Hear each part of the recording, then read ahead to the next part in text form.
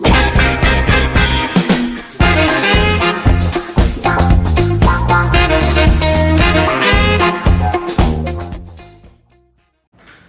semuanya, perkenalkan nama saya Seth Rinaldi, NPM saya 19911084. Jadi pada kesempatan kali ini saya ingin membahas mengenai PKPU. So, kita langsung masuk saja pada pembahasannya. Jadi menurut Undang-Undang Nomor 37 Tahun 2004, PKPU adalah penundaan kewajiban pembayaran utang. PKPU ini diajukan ke pengadilan ketika si debitur tidak dapat atau memperkirakan tidak akan dapat melanjutkan pembayaran utang-utangnya yang sudah jatuh tempo dan dapat ditagih.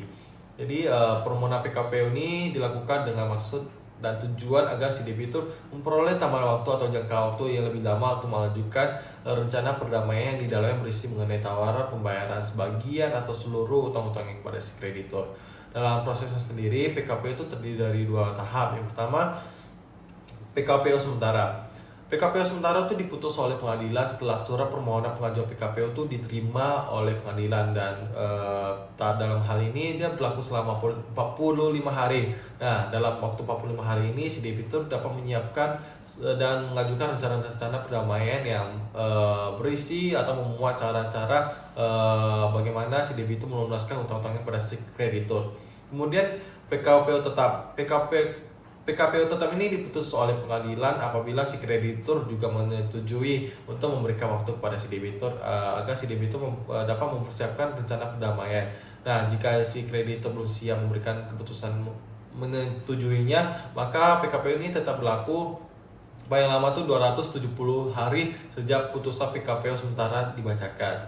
Kemudian mengingat COVID-19 itu membawa dampak sangat besar di dalam dunia perekonomian di dunia maupun di Indonesia.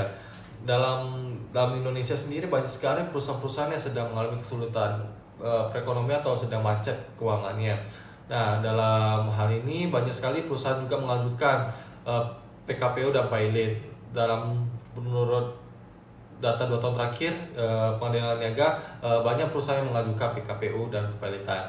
Nah, peningkatan kasus PKPU dan kepilotan selama COVID-19 ini terhadap perusahaan-perusahaan yang menghasilkan nilai tambah ekonomi tinggi yang dibangkrutkan atau dipilotkan itu telah menimbulkan kondisi disebut sebagai kedaruratan nasional. Jika perkara PKPU dan kepilotan terus melonjak, hal ini dapat mengkhawatirkan iklim bisnis Indonesia akan terganggu atau bisa dikatakan berantakan ataupun kacau. Maka jika banyak perusahaan yang berhenti beroperasi, banyak perusahaan tutup, maka tidak kecil kemungkinannya itu meningkatkan tingkat angka pengangguran di Indonesia.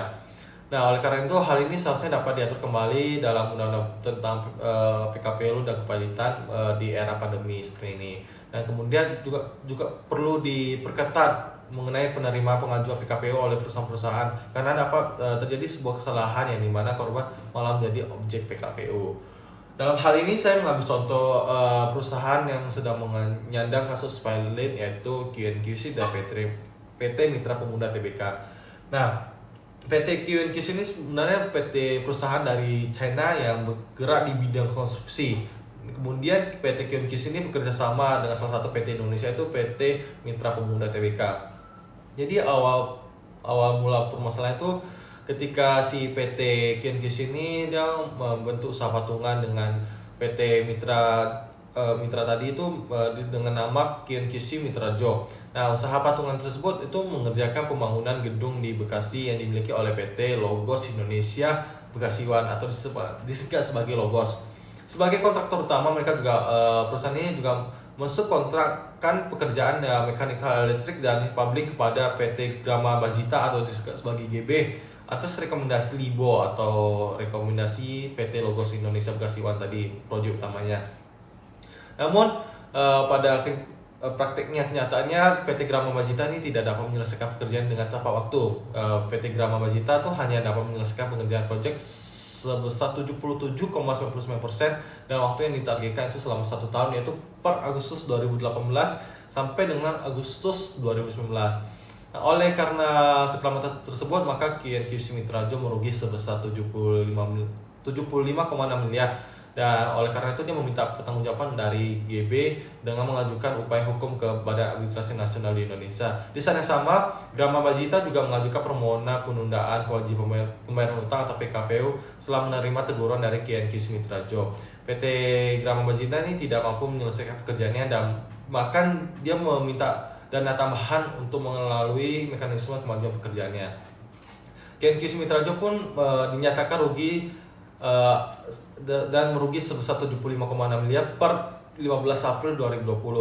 Sebelum KNQ Sumitra menuntut secara hukum kepada Administrasi Nasional Indonesia atau disebut sebagai BANI, Grama Bajita juga disebut secara tidak benar mengajukan permohonan penundaan kewajiban pembayaran utang atau PKPU kepada KNQ Sumitrajo atas tagihan yang belum dibayarkan sebelumnya.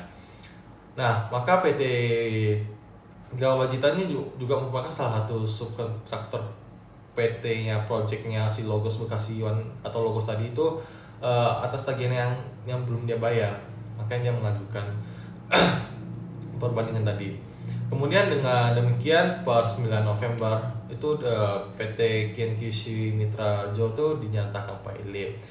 Ya, KNQC diputuskan pilot oleh Majelis Hakim Niaga Pengadilan Negeri Pengadilan Negeri Niaga Pusat sesuai dengan putusan nomor 161/PDT.Sus/PKPU/2020/PN Niaga Jakarta Pusat, sehingga bisa dikatakan bahwa undang-undang yang mengatur mengenai PKPU perlu diperbarui sesuai dengan kondisi saat ini. Dan juga perlu diperhatikan ialah terkait penerimaan kasus PKPU ini, di mana menurut saya lebih harus diperketat sehingga tidak merugikan banyak pihak. Demikianlah yang bisa saya sampaikan. Mohon maaf jika saya salah kata atau agak gagu.